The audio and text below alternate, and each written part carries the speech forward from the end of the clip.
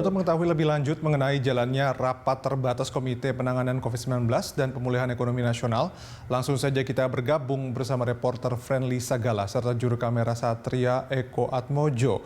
Ya, Friendly, seperti apa instruksi terbaru dari Presiden Jokowi terkait dengan penanganan COVID-19 di Indonesia? Ya, Murodi, tadi dalam rapat terbatas Presiden Joko Widodo menginstruksikan kepada Komite Penanganan COVID-19 dan Pemulihan Ekonomi Nasional untuk memfokuskan diri dan juga mengendalikan COVID-19 di 12 kabupaten kota selama 2 pekan ke depan. 12 kabupaten kota yang dimaksud oleh Presiden adalah Kota Ambon, Kota Jakarta Utara, Kota Depok, Kabupaten Bekasi, Kota Bogor, Kota Jayapura, Kota Padang, Kota Jakarta Pusat, Kota Jakarta Barat, Pekanbaru, Kota Jakarta Selatan, dan juga Kota Jakarta Timur. Menurut Presiden, 12 kabupaten kota ini memiliki kasus aktif lebih dari 1.000 kasus per minggunya, yang kemudian mencatat menyumbang 30% dari total kasus aktif secara nasional. Sehingga tentunya dengan berhasil menurunkan angka kasus positif di 12 kabupaten kota ini sama saja bisa menurunkan kasus aktif secara nasional dengan signifikan. Dan tadi Presiden juga sekaligus meminta agar Komite Penanganan COVID-19 dan Pemulihan Ekonomi Nasional tetap juga fokus kepada ada 12 provinsi prioritas untuk melakukan pengendalian COVID-19 di sana, mulai dari testingnya, tracing, dan juga treatmentnya agar tidak terjadi gap ataupun kesenjangan dalam hal tes COVID-19 di provinsi tersebut.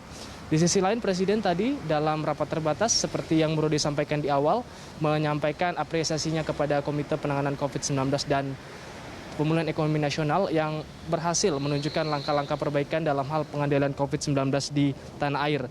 Di antaranya per data 11 Oktober kemarin, rata-rata kasus aktif di Indonesia berada di angka 19,97%. Angka ini menunjukkan angka yang lebih rendah dari rata-rata kasus dunia yang mencapai 22,1%.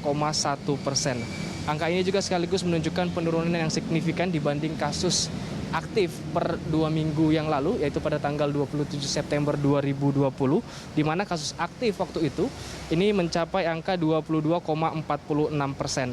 Presiden juga memuji bagaimana angka rata-rata kasus kesembuhan di Indonesia sebesar 76,48%, yang lebih tinggi dibandingkan dengan rata-rata kasus dunia yang mencapai 75,03%. Selain itu, perbaikan juga dapat dilihat dari angka rata-rata kematian dunia di Indonesia yang bisa ditekan di angka 3,55%. Ini angka yang lebih baik dibandingkan dengan angka 2 minggu lalu, yaitu berada di angka 3 lebih. Dan ini masih menjadi PR dan tugas dari pemerintah karena angka kematian ini masih lebih tinggi jika dibandingkan dengan angka rata-rata kematian dunia. Murodi. Ya, Friendly, kalau dari sisi ekonomi, apakah sudah ada laporan bagaimana realisasi anggaran pemerintah dalam rangka pemulihan ekonomi nasional? Tadi Menko Perekonomian Erlangga Hartarto menyampaikan bahwa dari total 695 triliun rupiah pagu anggaran untuk pemulihan ekonomi nasional, sudah sebanyak 331,29 triliun rupiah yang telah direalisasikan, atau dengan kata lain angka realisasinya ini berada di angka 48%. Erlangga menyebut masih ada sejumlah kementerian dan juga lembaga yang angka realisasinya masih berada di bawah 50%. Namun pemerintah optimistis bahwa nanti di akhir tahun 2020 realisasi anggaran untuk dana pemulihan ekonomi nasional ini bisa direalisasikan 100% pada akhir tahun 2020.